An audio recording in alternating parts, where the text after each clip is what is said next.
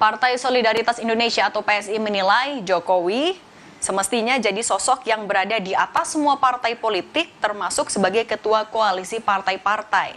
Pernyataan ini disampaikan di tengah ramai isu Jokowi yang akan merapat ke Golkar.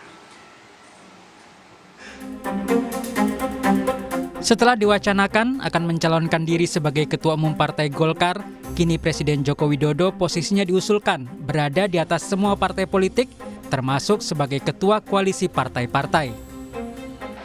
Hal ini diungkapkan Wakil Ketua Dewan Pembina Partai Solidaritas Indonesia, Grace Natali, dalam podcast gaspolkompas.com.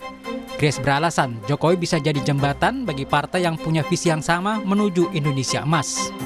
Pak Jokowi itu saya pikir harusnya ada di atas semua partai ya. Oke. Iya. Jadi kan kemarin ini Ketua Dewan Pembina PSI sempat ngasih ide itu. Yang saya pikir ide bagus juga. Pak Jokowi mungkin bisa menjadi ketua dari koalisi partai-partai, semacam barisan nasional. Partai-partai mau melanjutkan atau punya visi yang sama ya menuju Indonesia Emas gitu. Ya, Pak Jokowi bisa ada di situ sebagai pemersatu. Merespon usulan PSI ini, Wakil Ketua Umum Partai Golkar Erwin Aksa mengaku belum pernah mendengar istilah ketua koalisi. Namun ia memastikan dalam koalisi memang harus ada kesepakatan dari para ketua partai, tidak hanya di parlemen tetapi juga di pemerintahan.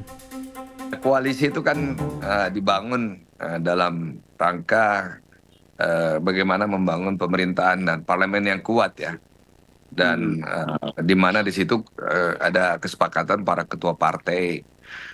Jadi koalisi itu yang jelas adalah kesepakatan musyawarah dari para ketua partai. Jadi bukan saja di parlemen tetapi juga di pemerintahan. Nah, saya nggak tahu kalau ada ketua koalisi, nggak pernah saya dengar bahasa ketua koalisi gitu.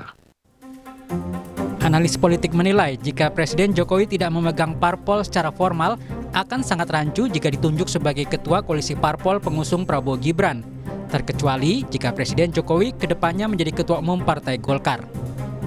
Nah, kalau misalnya Presiden Jokowi tidak memegang partai secara formal, kira-kira pertanyaannya posisi Pak Jokowi sebagai apa kalau ditunjuk sebagai ketua perkumpulan koalisi partai pendukung Pak Prabowo, dan bagaimana hubungannya dengan Presiden Prabowo kalau Prabowo sudah resmi dilantik sebagai orang nomor satu di Republik ini.